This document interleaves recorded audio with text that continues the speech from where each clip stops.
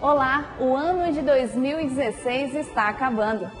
Tamiris, agora nós vamos relembrar os principais fatos que marcaram os últimos 12 meses. E escolhemos como cenário o Paço da Liberdade, mais conhecido como Paço Municipal, um dos centros mais antigos de Manaus. O prédio foi por muito tempo sede da prefeitura da cidade. E será que você lembra tudo o que aconteceu em 2016? As cidades da região amazônica passaram por momentos turbulentos. A economia tomada pela inflação. Com a cheia dos rios, alguns municípios ficaram isolados e sem água potável. Em Roraima, muitos venezuelanos atravessaram a fronteira em busca de melhorias na qualidade de vida.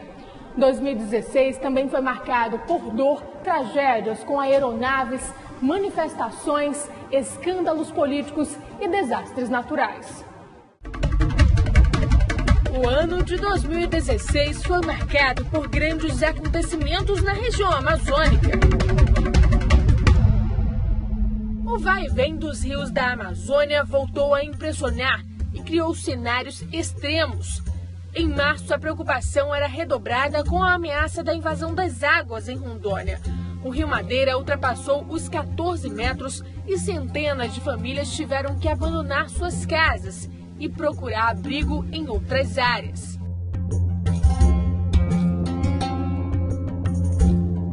Um dos fatores que teriam contribuído para essa mudança climática seria o fenômeno El Niño.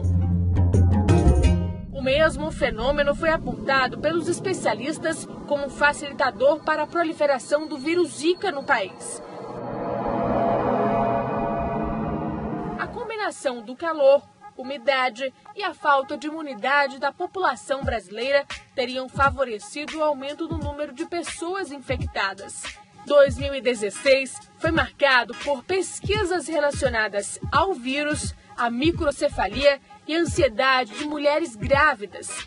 Estudo da Fiocruz revelou que 39,2% das grávidas infectadas pelo vírus tiveram bebês com alterações neurológicas. E o problema veio em um antigo inimigo, o Aedes aegypti, mesmo mosquito transmissor da dengue. Somente na região norte, 50 casos de Zika vírus foram confirmados.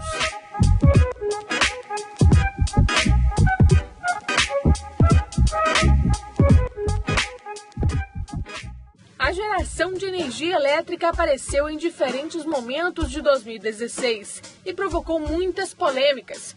Uma delas foi a entrada em operação de duas grandes hidrelétricas, Belo Monte, no Pará, e Jirau, em Rondônia. Ambas provocaram discussões pelo impacto causado tanto ao meio ambiente quanto às populações tradicionais da região. A usina de Rondônia está preparada para atender 40 milhões de pessoas.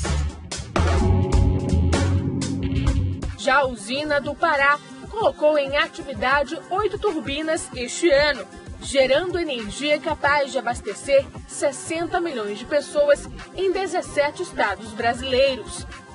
Mas, mesmo assim, estados da Amazônia continuam sofrendo com as falhas no fornecimento. Roraima voltou a sofrer com a falta de energia elétrica. Um desligamento no complexo de Buri, na Venezuela, causou apagão em Boa Vista e em vários municípios do estado, deixando cerca de 440 mil moradores às escuras. Com blackout, o acesso à telefonia móvel e à internet também foi afetado em algumas regiões da capital. E tudo isso foi causado por conta de um desligamento de energia na linha de transmissão da Venezuela. A história de Boa Vista com o país vizinho não para por aí.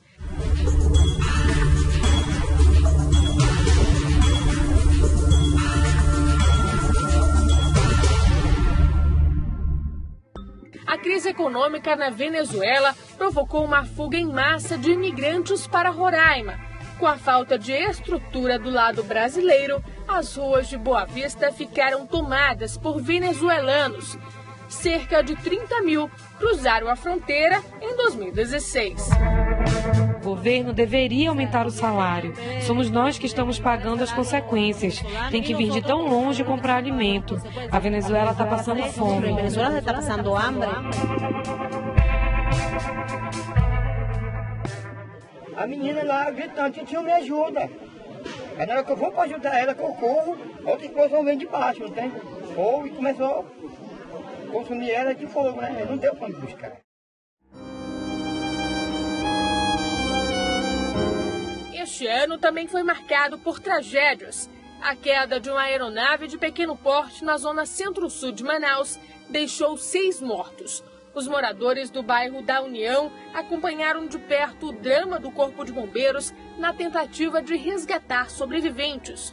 O avião tinha como destino final o município de Novo Aripuanã, no interior do Amazonas.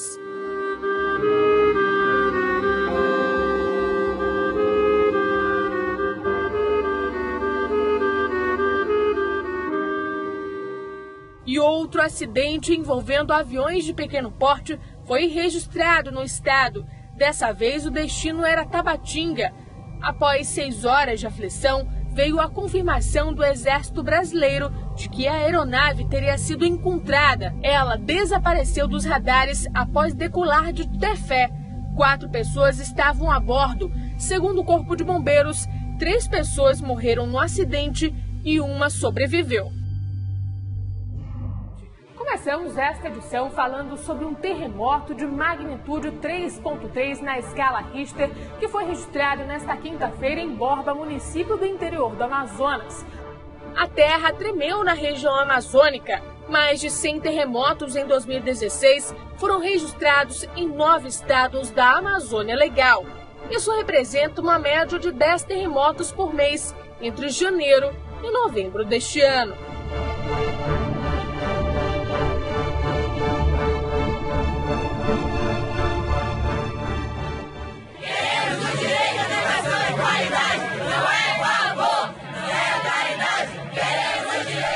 Após 6 meses de votação, a polêmica PEC 241 foi aprovada pelo Congresso. A medida que limita os gastos para os setores como educação e saúde por 20 anos levou milhares de amazônicas às ruas em protesto.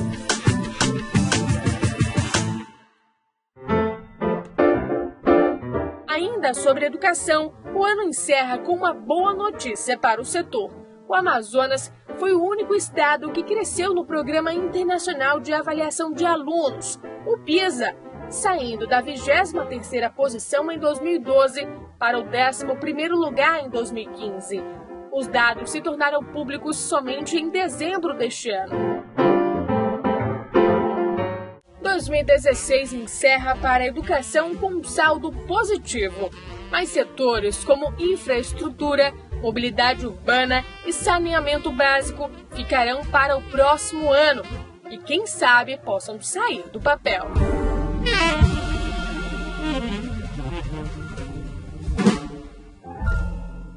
E o ano de 2016 foi de grandes perdas para o esporte, cinema, comércio e comunicação.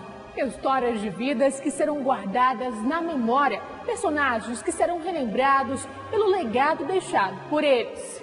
Em 5 de outubro de 2016, morre o empresário Joaquim Margarido, um dos fundadores da Rede Amazônica. Ele tinha 84 anos e tratava de um câncer desde 2011. Nascido no Rio de Janeiro em 1932, ele se juntou ao jornalista Felipe Dal e Milton Cordeiro para montar a Rede Amazônica de rádio e televisão. O empresário se mudou para Manaus em 1974, época da expansão da empresa de comunicação. Sempre uma alegria, né? Quando existe uma empresa que supera os seus problemas, que procura manter a estabilidade, a expansão, enfim, quer dizer, é sempre uma satisfação, né? No dia 30 do mesmo mês, morre aos 84 anos o vice-presidente de jornalismo da Rede Amazônica e um dos fundadores do grupo. Milton Cordeiro era natural de Itacoatiara, deixou filhos, netos e bisnetos. Em homenagem aos 80 anos do jornalista, a Rede Amazônica lançou em 2012 o prêmio Milton Cordeiro de jornalismo. Jornalismo é a informação e a presteza na comunicação com o público que está esperando ansiosamente a boa notícia.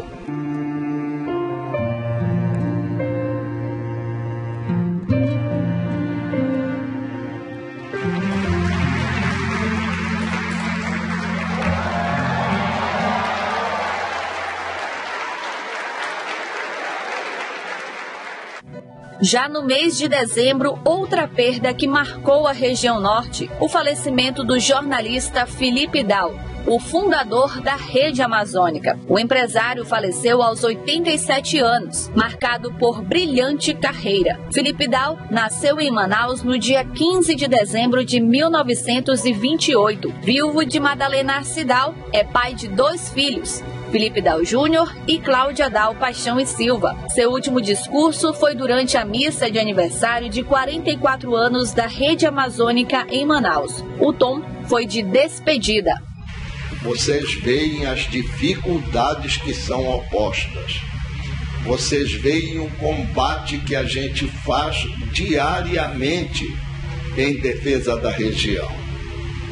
E é quase que verdadeiramente a lágrimas de sangue que a gente dá um passo à frente. Mas quando a gente consegue, é tão grande a nossa alegria, tão grande é o resultado do esforço, que a gente diz valeu a pena.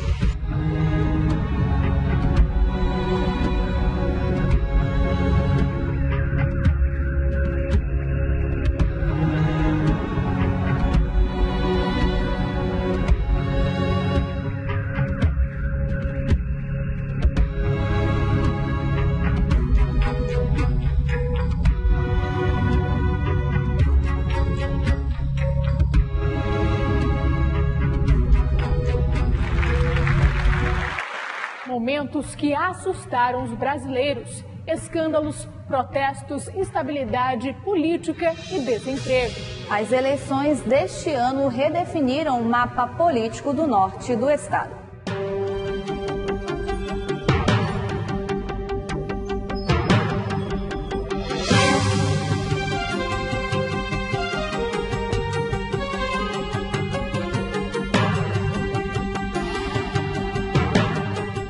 Na política, a abertura dos trabalhos legislativos no Amazonas foi marcada por protesto.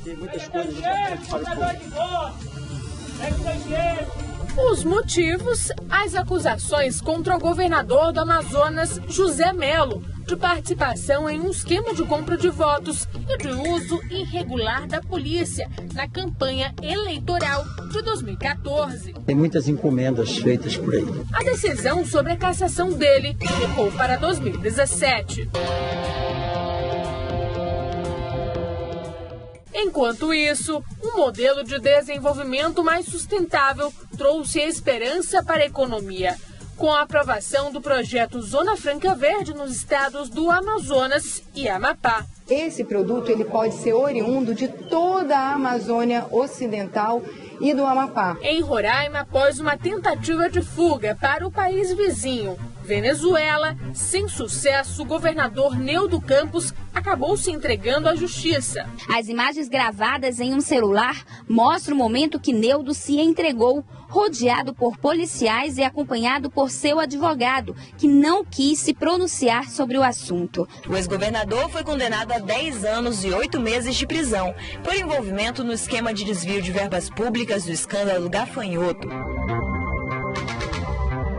A instabilidade política complicou ainda mais a economia do país. Na região norte, o aumento do desemprego causou insegurança. O Amapá teve o pior resultado na geração de novos postos de trabalho nos últimos 13 anos. O Amapá registrou em março de 2016 a perda de 521 empregos, o terceiro pior resultado desde 2003. Em outubro, o direito democrático foi exercido mais uma vez.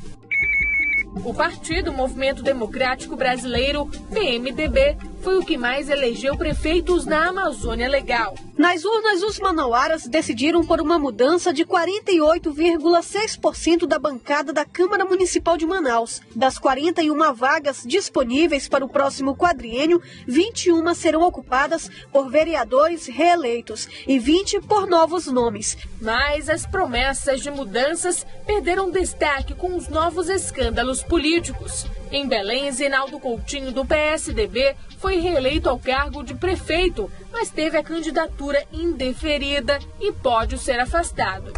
Na liderança do Congresso Nacional, a volta de um representante parlamentar roraimense, o senador Romero Jucá, do PMDB.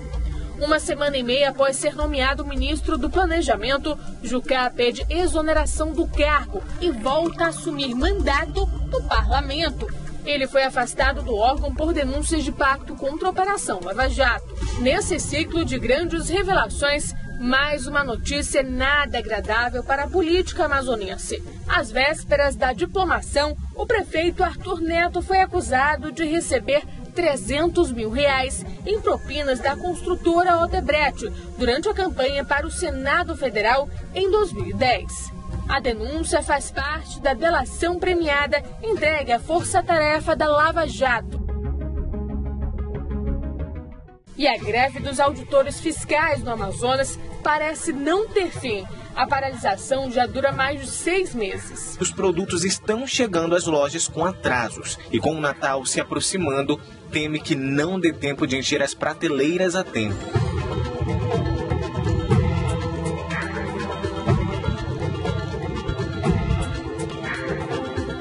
Em 2016 foi marcado por acontecimentos e decisões importantes para o futuro econômico e político do país.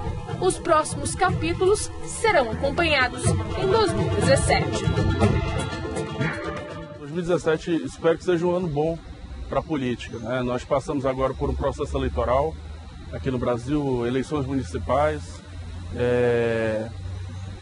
Também atravessamos um processo de impeachment, onde finalmente um governo assumiu e consegue governar com maioria. Então eu espero que o ano 2017 seja um ano bastante produtivo. Há alguns indicadores internacionais, macroeconômicos inclusive, que dizem que há uma expectativa de melhora do cenário econômico também. Então espero que 2017 seja um ano produtivo do ponto de vista da política, porque há um governo com maioria que consegue governar, e também melhoras alguns indicadores macroeconômicos positivos também. A Amazônia tem tudo para ser uma grande vitrine desse novo Brasil, né, que começa a partir de 2017. Os indicadores também são muito favoráveis à Amazônia.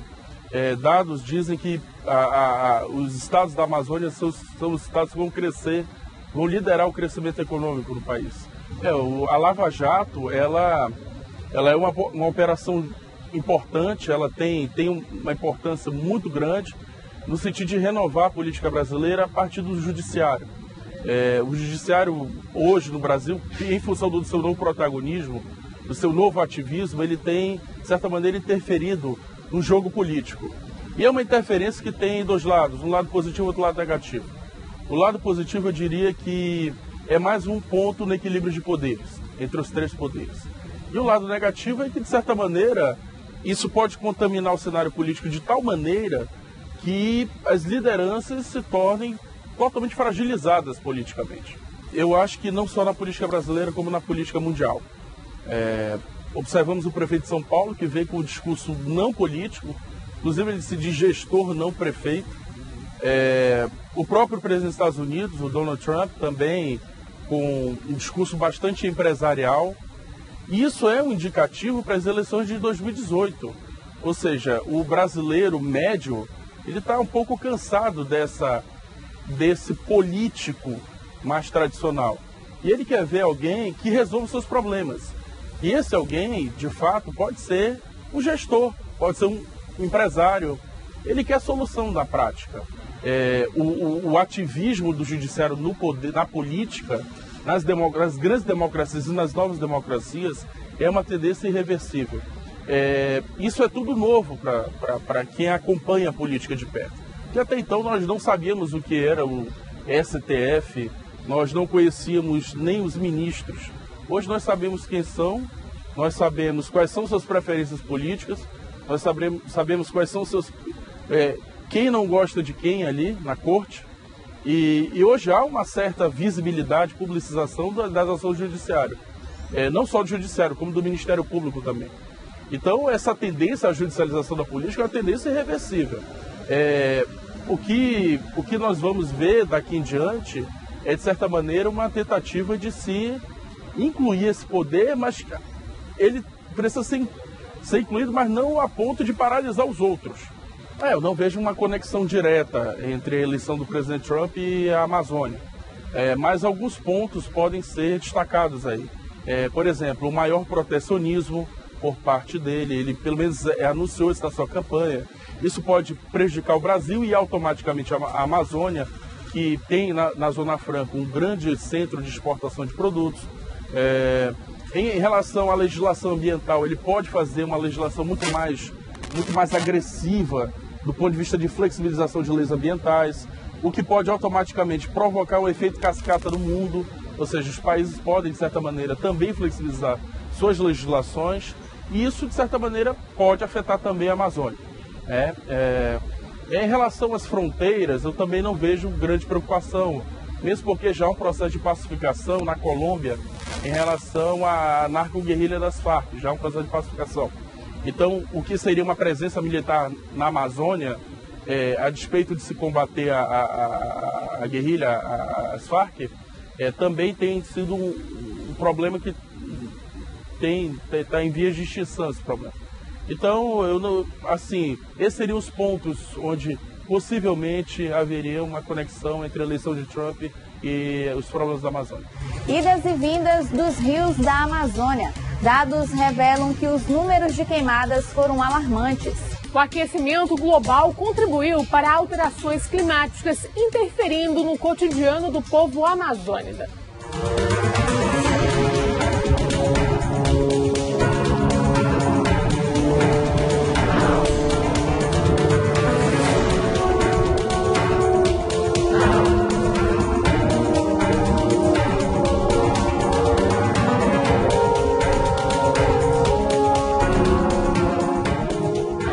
Florestas, fauna, flora, rios e lagos.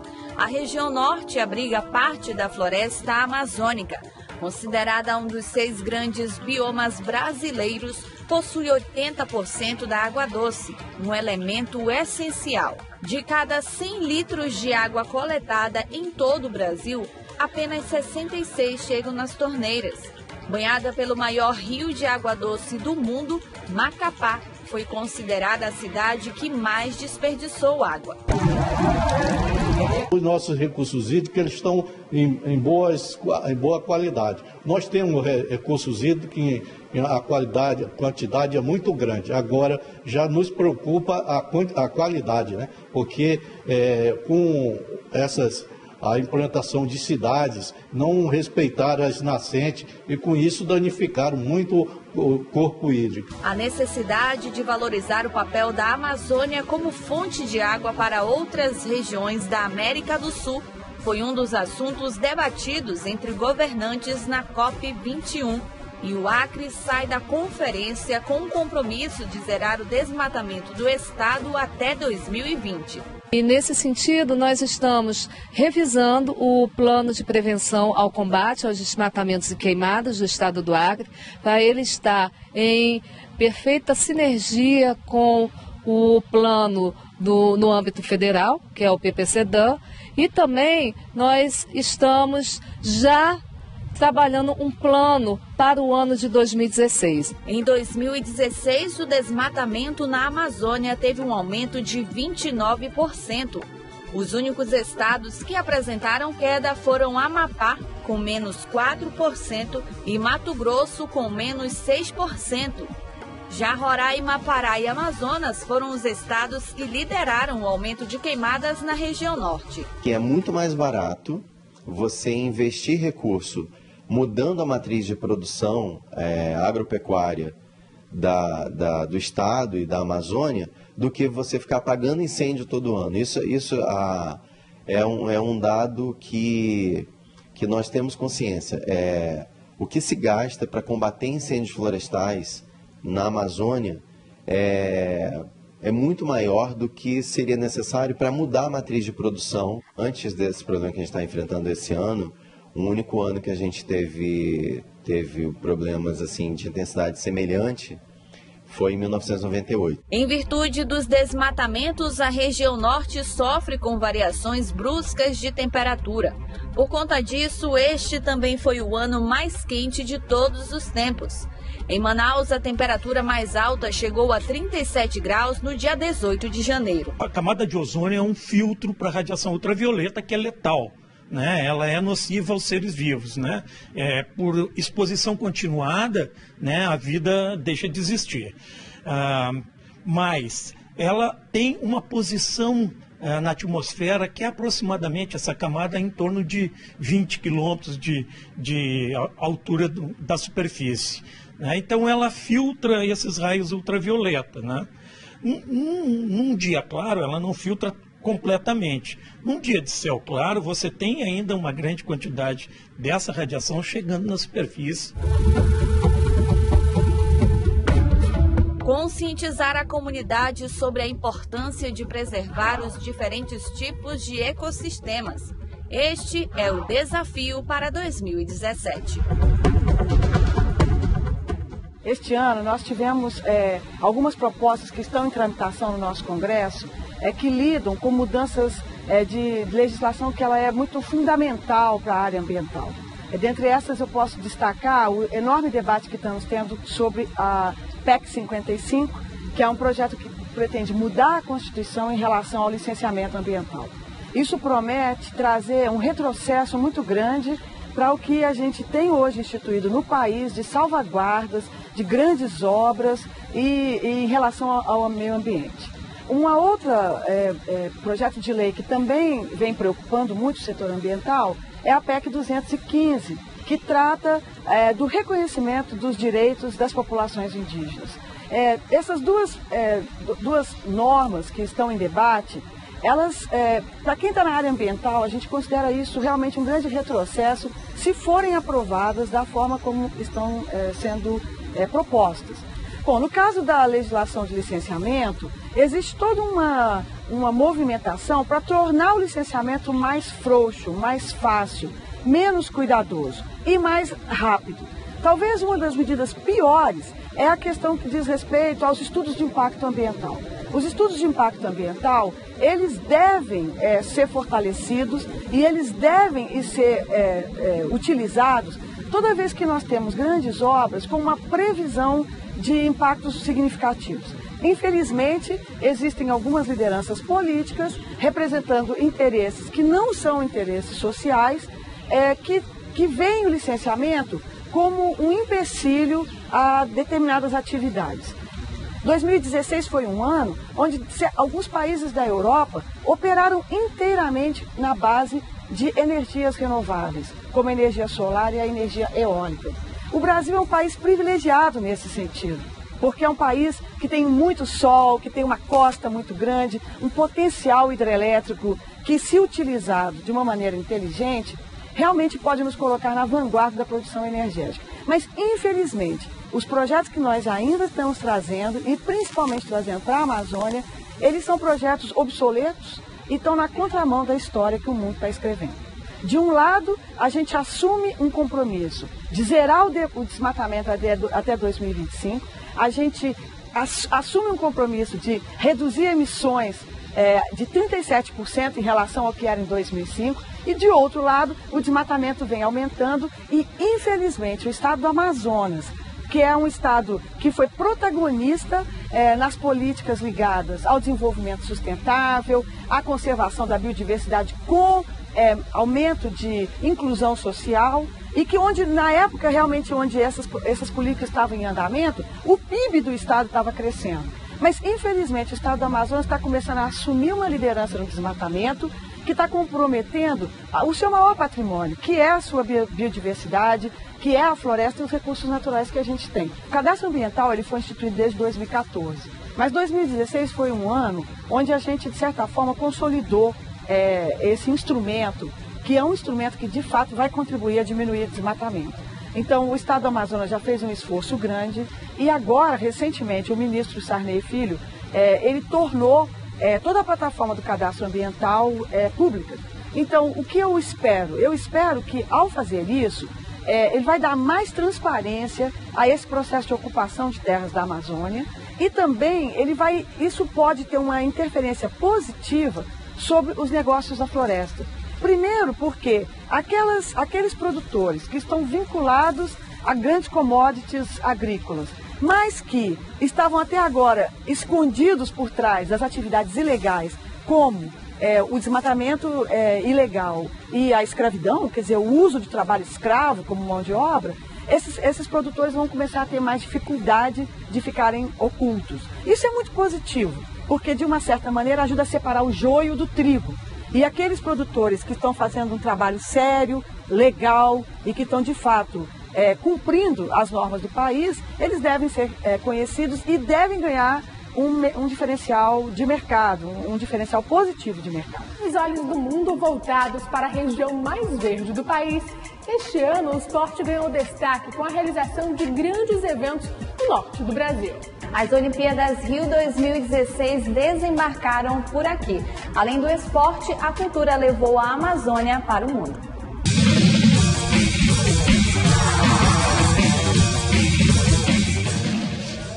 A chama olímpica se rendeu aos encantos da Amazônia e mergulhou em suas águas com os botos.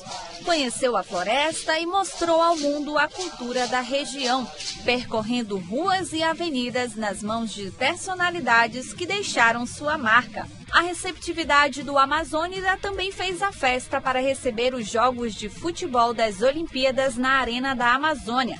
Suécia, Colômbia, Nigéria e Japão lotaram as arquibancadas. Nos Jogos Femininos, a seleção brasileira arrebatou o coração dos torcedores em Manaus. Mesmo fora da região, a Amazônia brilhou nas Olimpíadas através das mãos de um acreano. O goleiro Everton, em uma defesa espetacular, não deixou a medalha escapar e colocou nos pés de Neymar a confirmação do ouro. Medalhas também para os paratletas da Amazônia que marcaram presença no pódio. A amazonense Laiana Rodrigues conquistou o bronze no vôlei sentado. Então, para mim é uma honra muito grande, né, poder ter participado de tudo, foi magnífico. E Guilherme Costa, do tênis de mesa por equipe, também trouxe o bronze para casa. Estou na história, tanto do tênis de mesa quanto do Amazonas, porque eu e a Laiana fomos os primeiros medalhistas olímpicos e paralímpicos do estado. E mais uma vez o estádio mais atrativo do mundo entrou em cena em um evento mundial. Dessa vez pelas eliminatórias da Copa Rússia 2018. Neymar e companhia venceram a seleção da Colômbia para a felicidade dos 40 mil torcedores que assistiram à estreia do Tite em solo brasileiro. Ainda no futebol, a Liga Nacional Feminina de Futebol Sub-20 veio garantir o espaço do futebol feminino em Manaus. O Iranduba da Amazônia era o único representante do Norte e conquistou o segundo lugar. E não só isso, conquistou também o coração do torcedor amazonense que bateu recorde de público em um jogo de futebol feminino em todo o Brasil, 17 mil pessoas. Mas nem só de futebol vive o torcedor do Norte. O vôlei foi destaque com a Copa Amazônia. Amapá, Tocantins, Roraima, Acre, Pará e o Amazonas disputaram a segunda edição que consagrou a seleção paraense como campeã. Aproveitando as boas referências em grandes eventos, o Amazonas sediou pela primeira vez jogos da Superliga Feminina de Vôlei, abrindo o caminho para a temporada 2017 dos eventos nacionais. No octógono, um amazonense mexeu com o mundo da luta em 2016. Depois de discordâncias com o UFC, o Scarface falou em aposentar as luvas. A pedido dos fãs, Aldo decidiu voltar. De título inédito até quebra de jejum nos campeonatos estaduais, teve de tudo um pouco. No Pará, o Paysandu se consagrou campeão invicto da competição. O Atlético Acreano, depois de um jejum de 25 anos, conquistou o título do estadual. O Peixe da Amazônia, o Santos do Amapá, foi campeão pela 4ª vez consecutiva. Em Rondônia, o estreante rondoniense levou o caneco. Nos pênaltis, o São Raimundo foi consagrado campeão em Roraima. E no Amazonas, após 45 anos sem título estadual, o torcedor faxiano pôde gritar: é campeão! O futebol também foi destaque no cinema. Dirigido pelo amazonense Chicão Fio, Amazonas, o Jogo da Bola ganhou o Prêmio Internacional de Melhor Documentário em Portugal. Sérgio Andrade e Fábio Baldo venceram o prêmio de longa-metragem de ficção do Queer Lisboa 20, com o filme Antes o Tempo Não Acabava. A maior parte dos diálogos do filme é em línguas indígenas, então vai precisar de pôr legenda para o público brasileiro entender o que eles estão falando.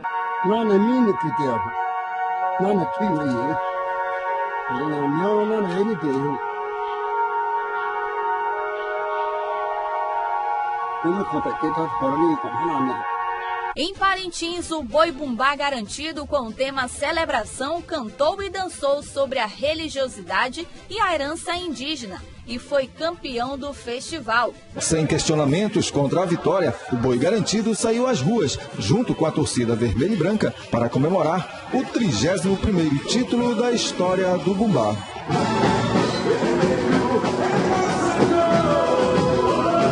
O contrário, Caprichoso, homenageou a ilha Tupinavarana com o tema Viva Parintins.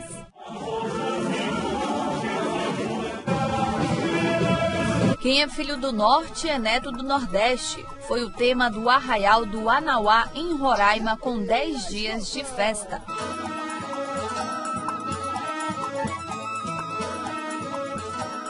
Arrepia a explosão! Para o mundo todo, a região norte deixou a sua marca, seja na alegria compartilhada na hora do jogo e no sorriso de quem dança e mostra a sua arte. Manaus provou, pela sua competência, a capacidade de receber bem os turistas e os grandes eventos. Quando nós nos referimos e englobamos ou envolvemos a região amazônica, é notório que essas regiões passaram também a visitar e acompanhar esses grandes eventos. E Manaus sendo o carro-chefe para que o Mangueirão, por exemplo, recebendo jogos da Série B do Brasileiro, recebendo jogos de outras modalidades esportivas, nós teremos voleibol no Mangueirão, o Acre com a participação em Copa do Brasil.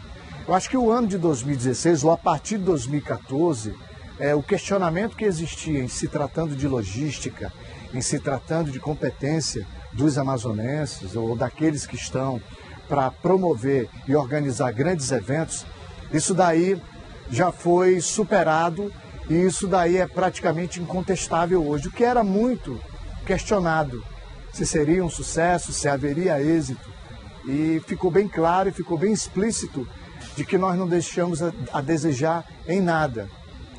Por outro lado, ou projetando mais, ficou evidente que além do interesse em nossa região, nós teremos, a partir de 2017, tanto na Arena Amadeu Teixeira quanto na Arena da Amazônia Vivaldo Lima, grandes eventos.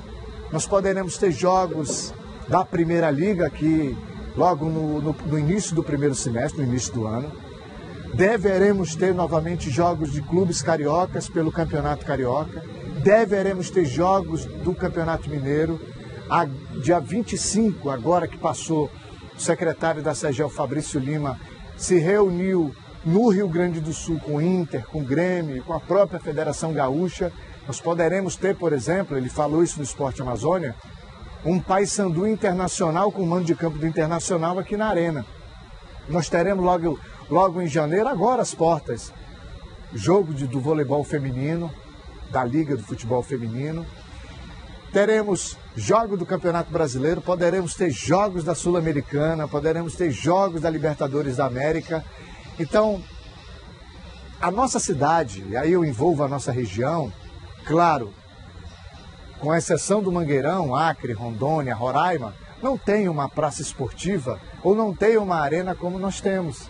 Mas se tivesse, eu tenho plena certeza que não deixariam a desejar. Primeiro porque o público daqui não tem uma cultura agressiva, né?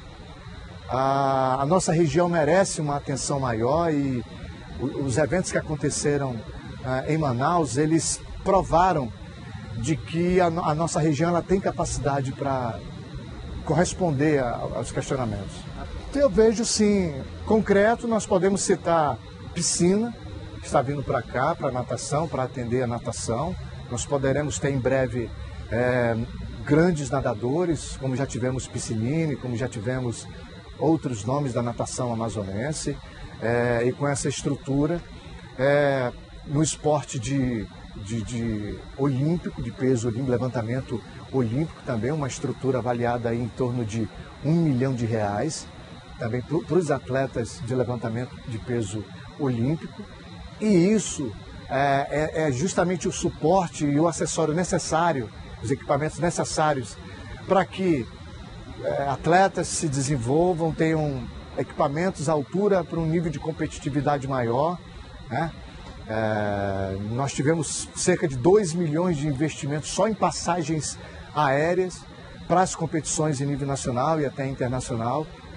Treinadores de alto nível que existem na nossa cidade, podemos citar aí a luta olímpica, que esteve às portas de ter mais de um representante nas Olimpíadas. Rússia, na próxima Olimpíada, é claro, eu não duvido muito que nós teremos na luta olímpica nomes. Eu não duvido muito que nós teremos, Roraima teve e o Acre teve na seleção olímpica de futebol 2 medalhistas. O Everton como goleiro, que é acreano, e o Thiago Maia, que é roraimense.